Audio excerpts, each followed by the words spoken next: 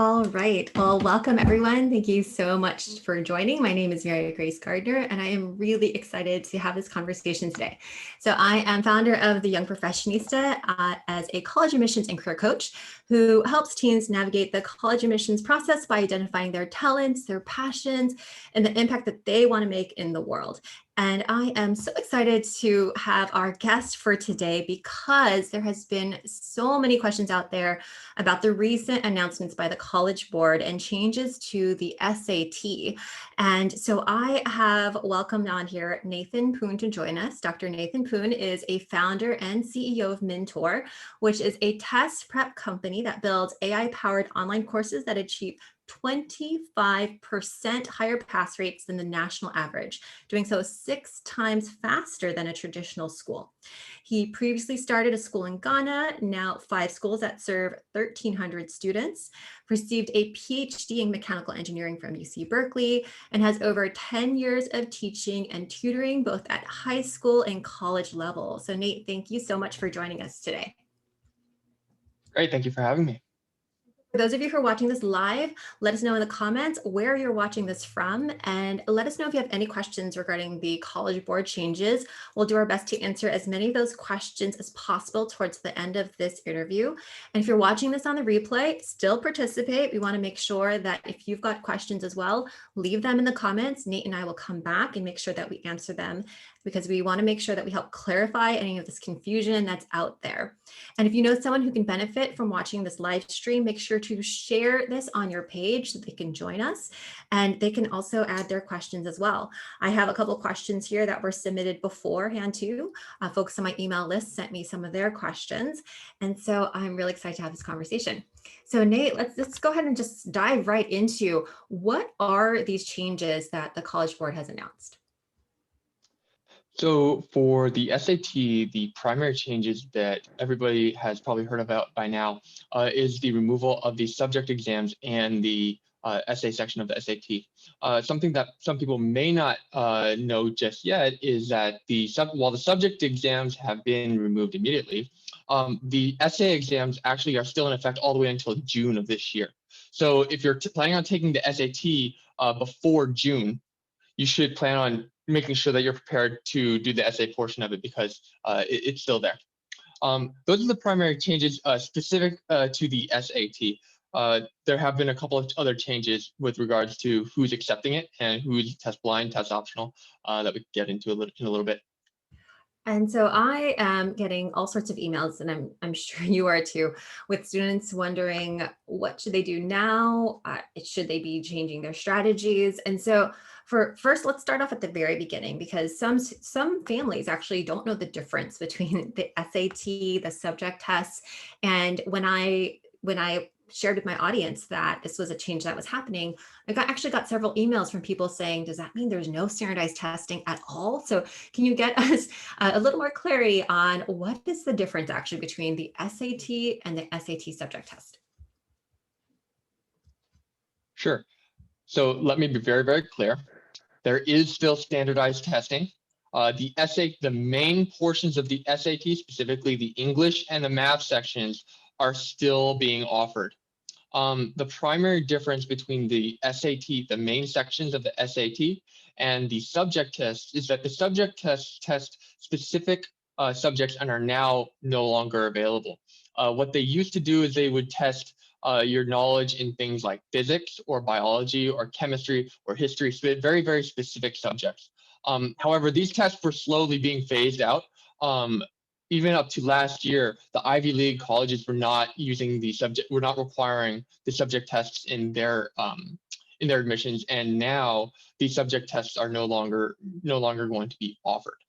So that's the subject tests, the specific tests for specific subjects in history, physics, biology, or chemistry. These things are no longer being required. However, you are required, if you're going to take the SAT, if you are going to be taking the English portion and the math portion. And the English reading and writing, that's 2 sections, and the math is 2 sections, one with calculator, one without. I see a couple of people joining live. I just want to say welcome to Tabitha. If you're seeing me look down, it's because I want to make sure we're tracking to the live viewers. Samantha, thanks for joining. joining from Atlanta. Francisco, thanks so much for joining as well. So again, just for those of you who are joining, just recently I'm interviewing Nathan Poon, who is CEO of Myntor. We're talking about the changes the College Board has recently announced regarding the SATs. And so if you've got questions, let us know in the comments and we'll make sure to address them. And so, yes, I think that one of the things that we're here to talk about is really focusing on what are the changes and what can people do now. And I know there's a lot of thoughts around there, like you were mentioning, some colleges have already eliminated it or were already ramping down. So this just kind of accelerated that process for many schools. So with these changes, there's students who, especially those who are in 11th grade, who had been so stressed out already with the pandemic, trying to figure out how do they schedule these tests if they keep getting canceled. They got scheduled, but then they would be canceled and they'd have to reschedule. So there's a little sense of panic, especially for the students who are getting closer to that state of applications. And so from your perspective, should students be panicking right now? How should they be looking at this change? Well, I wouldn't panic. But to put that in more concrete terms,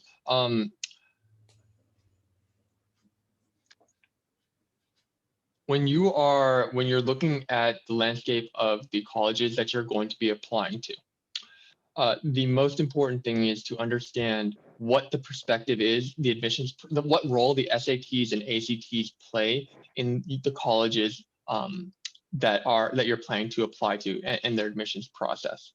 One way to do that, and a very concrete suggestion that I give all my students, is build a spreadsheet.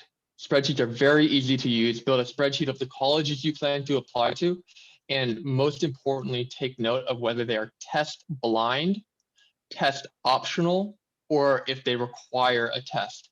So just to be very clear what that means, test blind means that they don't even look at your test. They don't even give you a space for you to upload the test. Test optional means that they do give you a space to upload the test.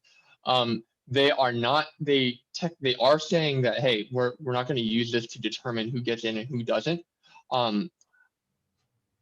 That it would be less risky for you to go ahead and submit a good SAT score than it would for you not to. So I would recommend, so that's what test optional means. And then obviously some colleges are still requiring the SAT. But the most concrete way to kind of get a hold of this, the best way to fight panic is with organization and a deep understanding of what's going on. And one of the clearest ways, at least for me, because I'm an engineer, is and I love spreadsheets, is really to build a spreadsheet that says, here, these are the colleges that I'm applying to. This is their perspective on tests. And one other column in that spreadsheet should also be whether these SATs, ACTs are going to be required for financial aid. Because even though they're not required for the actual admission to the college or the university, they may be required for financial aid package, because financial aid often comes from a completely different set of donors and beneficiaries. Right. There's so many benefactors. There's so many things that students can do to still plan for it, right? And so the best way to arm yourself is to be able to just have this information, checking on the websites too, to verify what's the latest and greatest from that college. Not every college yet has announced what their official plans are for many years to come, right? We're still dealing with the pandemic as time goes on, and with the vaccine being disseminated, there still is some uncertainty about what changes are going to occur. So in order to kind of take control of some of that uncertainty is getting what information you've got available now and making a plan around it. Some of my students have asked about whether or not this is a good thing or a bad thing. And what I've shared with them is that it could be seen as both. So if you were talented in that subject and you were planning on being able to ace that test and show how great you are at that topic, that opportunity is gone.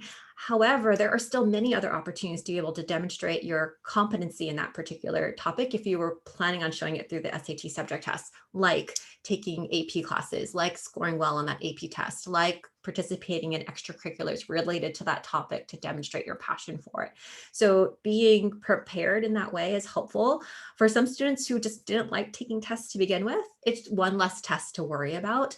But you want to make sure that you're fully aware of the landscape before you actually go and try applying because you want to just be knowledgeable before entering that process.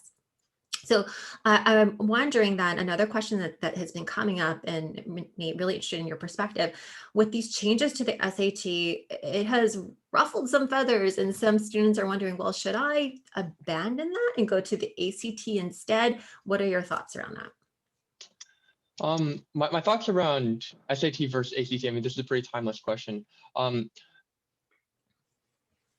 To be honest, the content that the SAT and the ACT test on that is almost there's a huge confluence of topics that they test on. The important things to note are with the ACT, you have an additional science section that you need to study for. And with the SAT, you have an additional math section where you cannot use a calculator. So depending on what your affinity is, whether you want to study for a science section or whether you want to do a math section without a calculator, these are two logistical things that you might want to consider when you're taking SAT versus ACT. In terms of which one people tend to like more, there is really it's very, very evenly split. Generally, some students prefer to choose the SAT because they don't like the idea of studying for a completely different science section. It's like cutting out a whole section that they need to study for, and they just get really, really good at math. Other students who are very strong in science use the ACT science section as like a buffer, so that way they can get a really good score in the science section, and that will kind of that'll boost their overall score and kind of compensate if they're weaker in other areas. So the SAT and the ACT, they test the same content roughly, but logistically, one of them has a math section with no calculator, that's the SAT, and then one of them has a section on science, which is the ACT. On our platform on Myntor, we actually offer practice problems for both of these, and so we can generate unlimited practice problems for either of these tests. And if you try Myntor, you can actually try questions from both exams and see which style of question you prefer. I think exposure is the best way to figure out which test to take, right? Because like you mentioned, some students might favor one versus the other, or just maybe naturally better or more interested in one versus the other. And colleges have not expressed a preference, right? No, there's no preference. When you apply to a university, there's no preference whether you've shown SAT or ACT. For you just want to show which of those you perform the best at. Mm-hmm. And it truly is a decision based upon what you feel you could do best in, or if you take a practice test in both, you can decide from there, right? Which one you go forward in. Where do you have the highest confidence that you're going to do well? Mm-hmm. And the best services are going to be the ones that actually help you do that. And I think there might be a little bit of an undertone in this question that has come up is, should I jump away from the SAT because College Board is making these changes? And where I am my state of mind regarding that is that we should make our decisions based upon the information we have today. So the College Board has not eliminated all of their tests, right? They are still present today. We still have the SAT, we still have other tests. So with the current landscape, we should be making decisions with the information we have. It's very difficult to speculate, right? What the future might be. And so for students who are early on in the planning process, I think going back to, like you mentioned, this is the classic advice regarding SAT versus ACT. Come back to that same classic advice of figure out what you do better in, check out the tests for both, and then go from there, right? And arm yourself with that information. Yeah, if I could go one step further, it would be when to determine which of these you perform better at. That literally comes down to pass rate. And so what I mean by that is, do 50 SAT questions, do 50 ACT questions, see which ones you perform better at, and make your determination based on that. Don't necessarily base it as much on a feeling, like this feels better, because feelings can be deceptive. It can be dependent on how you're reading that day. It could be dependent on how much coffee you had that day. What you really want to do is you want to focus on do a very controlled test. I mean, maybe it's 50 problems, maybe it's 10 problems, maybe it's 20 problems, but do 20 SAT problems, 20 ACT problems. which of these two problem sets did you perform better on? And you do that test maybe 2 or 3 times, and you'll get an idea for, okay, I tend to perform better on SAT problems, so I think I'm going to put all my effort towards studying for the SAT. You know, my default test whenever my default response whenever someone asks me the question is take a practice test in both, and then you have some data to start with, right? Then you can figure out from there with concrete numbers what to do next, right? It's a little bit difficult. First step though is taking a look at what the difference is. I think people get a little overwhelmed with all the different acronyms and not knowing what the different things are. Just getting familiar will help out a lot. So for those of you who are joining live, I'm seeing some more people joining. Let us know if you've got questions in the comments. And if you're finding information particularly helpful, make sure to give us a thumbs up so we know to do more of that thing. So let us know what's particularly helpful. If you're watching this on the replay, let us know too if you've got questions. So thanks so much for joining. And so Nate, let's move on to Myntor in particular. So Nate reached out to me a couple weeks ago, and we were talking about college prep. He shared the company that he works with and the amazing technology that he and his team are building. I personally have had a chance to kind of click through to see how it all works and was really fascinated by this offering because it helps make test prep more accessible. So Nate, tell us more about what is Myntor and why did you decide to create it? Sure, yeah. So when I was doing my doctorate at Berkeley, I was also doing some, I was teaching college level courses in engineering, and I was also doing some test prep with kids at Berkeley High because they're right there. And I was tutoring them for their SATs and ACTs, and 2 problems kept coming up almost daily, which was number 1, they didn't have enough practice problems to focus on the ones that they were consistently getting wrong. And number 2 is when they wanted my help, for better for worse, I couldn't get back to them fast enough, meaning that, you know, you're doing a problem, and those of you on the call, perhaps you can identify with this, is you're doing a practice problem, you get stuck, and you want to know, how do I do this problem? What might I be doing wrong? And by the time you finish texting your tutor, or you finish calling your friend, or you call your mom over to come help you, by the time all that's done, it's been 20 minutes, and it's a really long time. And so these 2 problems kept coming up. I don't have enough problems, and Nate, you're not responding fast enough. So what I did was, while I was still doing my PhD, was I built an AI that eventually would become Myntor.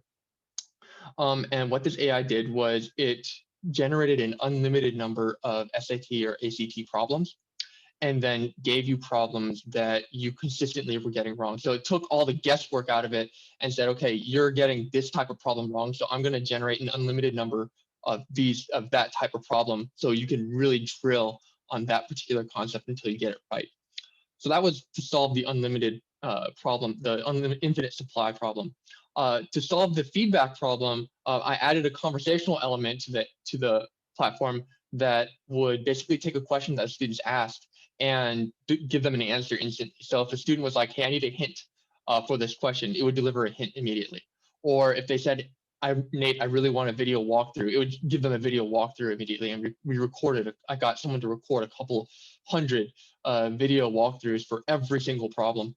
Or if they wanted just straight up wanted the answer, then we would give that to them. Or if they forgot what the equation of a line was, they could type in, hey, what is the equation of a line? And it would tell them the equation of a line exactly the same way I would do it, except it did it instantly because an AI never sleeps.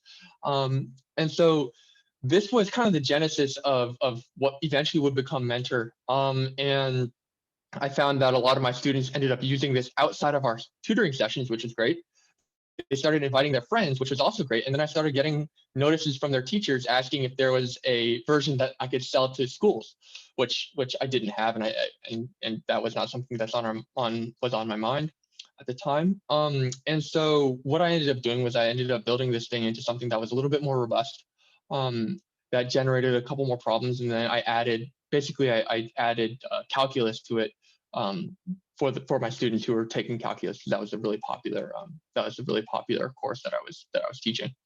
So that's kind of how Myntor started. And what it does is it stays true to that principle. I mean, the number 1 most reliable way to pass any test is to practice. a lot. I mean, if you do 5 to 10 times more practice problems than the other guy, you're probably going to do better on the test. And that's just the most reliable way to pass a test.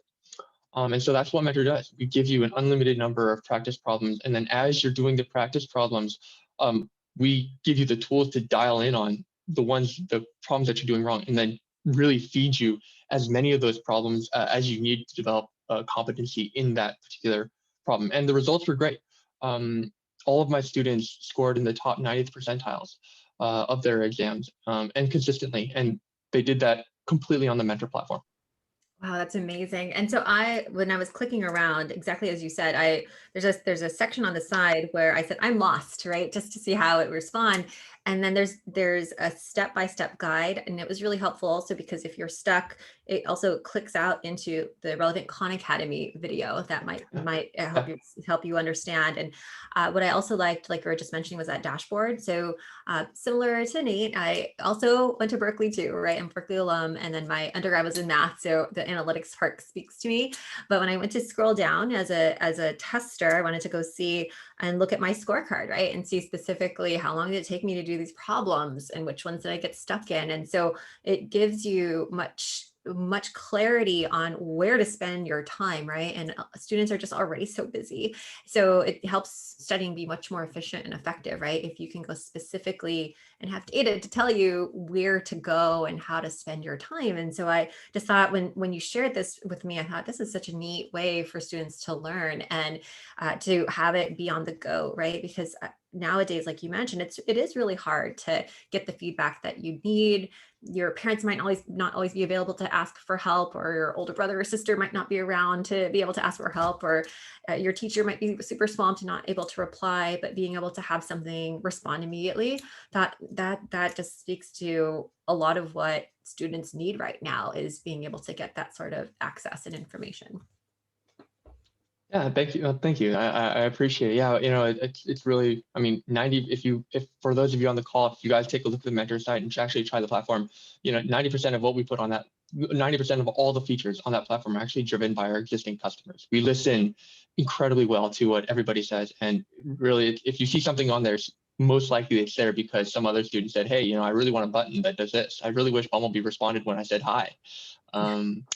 And coming soon, we'll have a whole bunch of new fun things.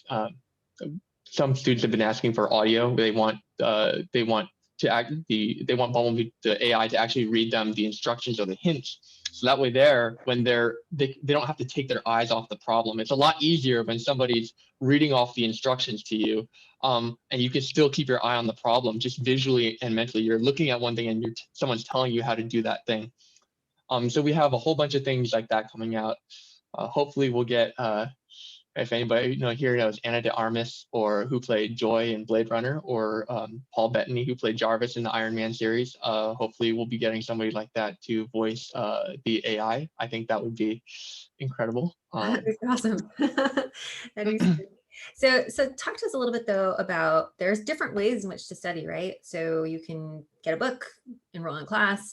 Talk to us a little bit more about how this is different. You already scratched the surface. There's so much there. So share with us a little bit more about how this is different from other methods. Yeah, I think the number one resource that most people go to for SAT studying is Khan Academy, and they are an excellent resource. I think they're free. They have the quality of their videos is great, and I think that if you're just looking to dip your toes in SAT studying and getting ready for the SAT exam or ACT, I think Khan Academy is a good resource to begin with. Other people are getting tutors, and there are hundreds of absolutely brilliant tutors out there. We know because we actually contract them. You can get some of these tutors, some of the best tutors in the world, actually through the Mentor platform. We provide that service to all of our members, and we provide unlimited amounts of that tutoring. So there's some amazing tutors out there, and there's also, of course, study books that you can purchase, like test prep books that you can look at. The primary difference, I would say, that what we have at Mentor is really threefold. It's number one, we can offer 10 to 100 times more problems than you'll find in any textbook. That's just what you get when you have an AI writing problems for you. The second thing is that you'll get targeting tools that not necessarily every provider is able to provide, and with a degree of specificity that is very specific. It's math. It's a very specific targeting feature where, based exactly on the problem and the language of the problem that you're working on, you will get problems that are similar to that problem that will drill you on that exact concept. It's a level of targeting that takes into account not only the fact that you're getting it wrong, but how long it took you to do that problem, and the context in which you did that problem. Did you do that problem after you did section 3? Do you know linear algebra? If you don't know linear algebra, then you'll get different problems than if you do know linear algebra. And so it gets really into detail, and the idea is to really reach deep into the problems that are giving you trouble and feed you enough problems that you can develop mastery in that concept. This is something that the best tutors do intuitively. But what we do is we provide accessibility to this service 24/7 at your own schedule, at 2 a.m. at night if that's when you're studying, but whenever you want. And the third primary advantage is obviously this instant feedback. We have, for every single problem on our platform, we have hints, walkthroughs, a video walkthrough where somebody will actually walk through a similar problem, and advanced Q&A where you can literally ask Bumblebee, like, what's the equation of a line? What's the equation of a circle? What do similar right triangles mean? And Bumblebee will respond to the best of its ability. You're saying Bumblebee, but Bumblebee. Sorry, Bumblebee is we named the AI after the Transformer, the Bumblebee's Transformer Autobot. I'm a huge science fiction geek, and so when I was building the AI, I had to think of something to call it, and I called it Bumblebee. Fun. All right, so tell us then, what topics does Myntor currently include, and what's in store for the future? Myntor currently offers AP Calculus AB. AP Calculus BC next week, and SAT and ACT Math. And then anything else in store for the future for rollout? We have AP Statistics coming up, and we have Chem, Bio, Physics, and AP English Language coming up after that. The time scale for those is really dependent on a couple of other factors. We're going to be launching. We have courses that are going to actually incorporate some real world problems from companies like Twitter, Facebook, Tesla, SpaceX, YouTube, some hospitals, medical device companies, but really because we want to be able to speak to the relevance of why you're learning what you're learning. I mean, I think this is a big problem in education where it's not always abundantly clear why you're learning calculus, why are you learning English, why are you learning math, and the better that we can kind of bring the real world into this, into a cohesive course, I think that speaks to, that has a propensity to significantly affect motivation. So just to highlight, there's AP classes that are also there, so not just SAT, ACT, right? Yeah, so right now we offer SAT, ACT, AP Calculus AB, and AP Calculus BC. And in context learning as well, which I think is going to be really helpful for students to connect those dots as they're going through. So what kind of student would perform best with Myntor, or would work best with this sort of technology? Well, if you're a student our objective is to help you take these tests with a high level of confidence, with the least amount of pain. And so if you're somebody who wants to pass tests with maximum confidence, with the minimum amount of pain, we make it very easy for you to put in just a couple minutes every day into studying. It's much better to study for 20 minutes a day than to study for a whole, cram everything before the SAT exam. So we make it literally, you get onto Myntor, you're 2 clicks away from starting problems. 2 clicks and you're already starting problems, and the AI is starting to feed you and you're starting to improve. And as you mentioned, you can track how quickly you're doing problems and what problems are taking you the longest. And it's like a fitness app. it makes like practicing like fitness. And it's pretty easy to figure out. So I think for students who, and I think everyone now is used to virtual learning. So if you're used to an intuitive kind of format, it's very easy to follow along. So if there's students or families who want to check out Myntor, where should they go? You can head to our website, www.myntor.io, and I think Mary, you put the link out in the chat, and we're also giving a discount for all of the young professionista followers out there. So that'll be I think Mary, you're going to be sending that out. Oh, that's right. Yeah. So if you, and Nate has been so generous, he issued a 25% discount. That is a lifetime discount if you were to sign up. So use TYP25 and you get 25% off. So check it out. And so for those of you who are joining live, I still see folks who are here with us and just do people joining on. So just to recap, I am interviewing Nathan Poon, who is the CEO founder of Myntor. We're talking about the changes the College Board has made to the SATs and what you can do about them to be prepared for the college application process. What I want to do is go ahead and open it up for questions. So if you are still with us live, let us know in the comments what your questions are. I've got a couple here that are pre-submitted questions that families have submitted over. And then if you're watching this on the replay, please use this as an opportunity to ask questions. I know there's a lot of confusion out there, and we are just happy to help and clarify any of those issues that you are coming up against regarding these changes. So Nate, here's a question that's come up. For the SAT and ACT, is it canceled for all UCs until 2024? This is from Joe. Joe also writes, I understand that it is still required for private colleges, but not UCs. They are accepting or receiving the test scores. Is that correct? And it's not a requirement for entry, but possibly used for class selection only. There's a couple, I think, questions in that question, but Nate, you want to go ahead and address that? Sure. So with specific to the UC system, UCs overall are going at the very minimum test optional.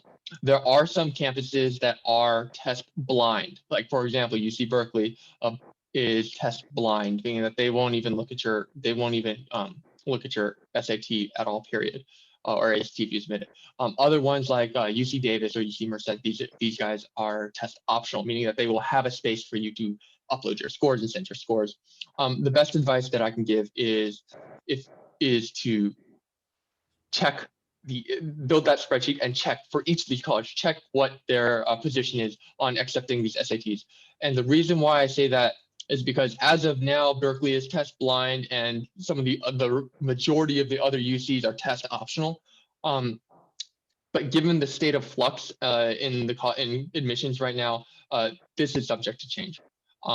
And for just in the vein of being more safe than sorry, it's far better to compile the spreadsheet and write down exactly, hey, UC Berkeley is test blind, UC Davis is test optional, UC San Francisco is test optional, and go down the list and make sure that you have all these things lined up. So that way there, hey, if I'm applying to Berkeley, they don't care about my SAT, but if I'm applying to Davis and I got a really good SAT score, then I might want to make sure that I include that. And it's a little bit tough right now because there's such different information coming out, right? And it feels kind of like every couple weeks, sometimes there's just new information out there. So just staying up to date, especially if you're in the college application kind of season and you haven't been able yet to take your standardized tests because of COVID and all the cancellations. I've had families panicking, wondering, should they cross state lines to take these tests and all these different things. Make sure that you're up to date with whatever it is the particular college you're applying to is looking for, I think, first and foremost, and then understand if it's a requirement for admissions, a requirement for consideration for scholarships. There are different ways in which these tests can be used. So being equipped with that information is going to be the best way. And one of the best ways to go and get that also is directly from those schools. They will announce it on their websites. They'll also announce any new changes there as well, because with how quickly things are changing, sometimes even what you see in a news article might be out of date quickly because there's new information coming out with the pandemic changing and changing how admissions is occurring overall. All right, so I think that was the question that has popped up so far. I'm taking a look at our live viewers. And so if you found this helpful, let us know in the comments. Let us know what was your biggest takeaway from this interview session. And if you've got more questions that you didn't think of to ask during the live stream, but you have after the fact, let us know in the comments below. Nate and I will come back and make sure to reply in Facebook. And so if you are watching this and you don't have a Facebook account, but you're on my email list, you can go ahead and let me know by email, and Nate and I will make sure to address that question. All right, Nate, thank you so much for joining us today. I think that you helped clarify a lot of that confusion that's out there regarding these tests and what to do. And then if folks are interested in checking out Myntor, again, Nate, share it with us again, where can they go?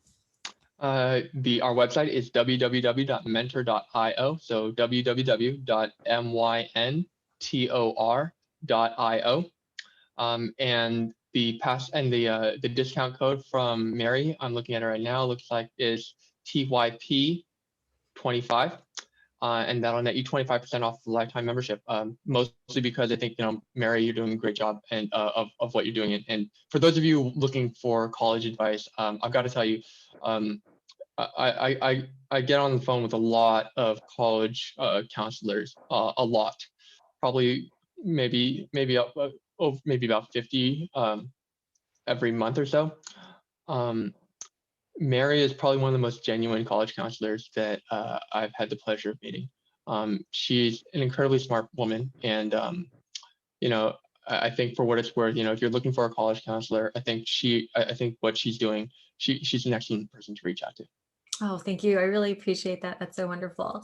Well, again, thank you so much for joining us today. And I think our audience got a lot of value from it. So really appreciate your time. Thank you very much. Take care. You too.